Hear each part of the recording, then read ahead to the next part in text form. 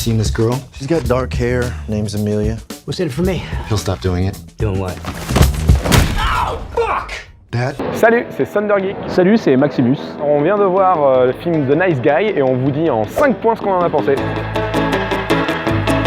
Le point numéro 1, c'est le scénario de Shane Black qui est tout bonnement incroyable. Ça fait longtemps que j'avais pas vu un film d'action avec un tel niveau d'écriture. Alors oui, c'est vrai, le scénario est très bien écrit, très drôle, mais il y a parfois des problèmes de rythme et je trouve que ça se sent un petit peu de temps en temps, mais c'est pas non plus gênant. Le point numéro 2, c'est l'écriture des personnages et particulièrement celui des deux héros. C'est assez difficile de nos jours dans un film d'action de faire des personnages aussi empathiques. C'est vraiment le retour du bon buddy movie façon Arme Fatale, le Dernier Samaritain, comme dans les années 90, et ça c'est un truc que j'adore.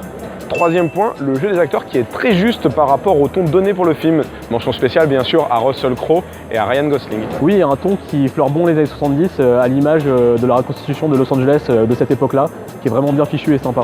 Le point numéro 4, c'est un humour omniprésent qui se retrouve tout le long du film et même à des moments où on s'y attendrait pas. Ouais, alors l'humour c'est vraiment le point fort du film, on rigole beaucoup, c'est super bien écrit et ça fonctionne. Et enfin le cinquième point, c'est la réa de Shane Black qui est aussi le scénariste, qui même si elle est imparfaite, je la trouve assez juste vu le ton donné du film.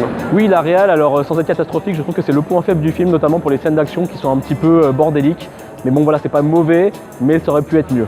En résumé, un excellent buddy movie qui, tout en s'appropriant tous les codes du genre, arrive à les détourner de façon très intelligente. Je lui donne 9 sur 10.